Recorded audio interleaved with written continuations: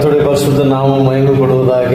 சங்கீதம் 22வது சங்கீதம் 6வது வசனத்துல என்ன சொல்றாருன்னா, நான் ஒரு புழு, மனுஷன் அல்ல, மனுஷரால் நிந்திக்கப்பட்டும் அவமதிக்கப்பட்டும் இருக்கிறேன் என்று சொல்லுகிறார்.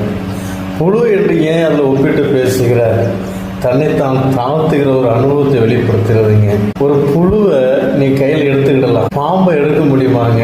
புழுவை நாங்கள் புதுவர்களா இருக்கும்போது குளத்துல மழை சீசன்ல குளம் பெருகி கிடக்கும், தண்ணி நிறைய கிடக்கும், பெரிய மீன் கிடக்கும். அது மீன் பிடிக்கிறதுக்காக மண்புழு தோண்டி எடுத்து கையில் அதை பிடிச்சு பாக்கெட்லாம் போட்டு நாங்கள் கொண்டு போவோம். அது ஒன்றுமே செய்யாது. புழுவை எவ்வளோதான் அடிங்க மிதிங்க ஒன்றும் பேசாது. ஆனா அதே இது பாம்பை ஏதாவது செய்ய முடியுமா? நீ கையால் தொட முடியுமா? கம்பை எடுத்தாலே அது உடனே தலை தூக்கும். பாம்பை கண்ட படையே நடுங்கன்னு சொல்லுவாங்க இல்லையா?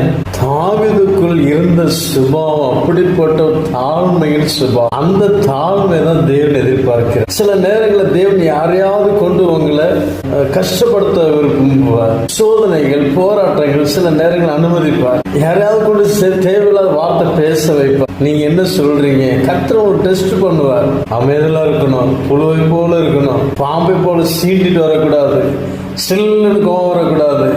யாராவது தேவையில்லாம பேசினாலும் கூட பொறுமையா இருங்க, கர்த்தர் பார்த்துக் கொள்வார் என்று. நீங்க பாம்பா அல்லது புழுவா?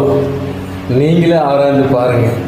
நாம் என்னைக்குமே பாம்பாக இருக்கக்கூடாது, ஒரு புழுவாக மாறணும். இயேசு பற்றி பிலிப்பியர்ல 2வது அதிகாரத்தில் சொல்லப்பட்டிருக்கு, மரண பரியந்தமும், அதாவது சிலுவையின் மரண பரியந்தமும் தம்மைத்தான் தாழ்த்தி வெறுமையாக்கினார் என்று நாம் அதில் வாசிக்க முடியும். தாவீது என் இருதயத்திற்கு ஏற்ற ஒரு மனுஷன். ஹல்லேலூயா. இயேசு கிறிஸ்துவுக்குள் இருந்த தாழ்மையே அவருடைய வாழ்க்கையில் இருந்துச்சுங்க.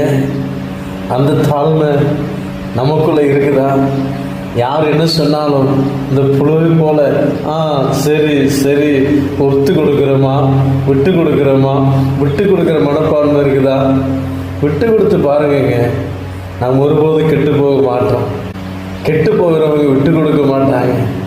நீங்க யார்? விட்டு கொடுத்து பாருங்க. கர்த்தர் நம்மளை மேன்மேலும் ஆசீர்வதிப்பார். God bless you. இயேசு உங்களை நேசிக்கிறார். இயேசு உங்களை அன்பாக அழைக்கிறார். God bless you.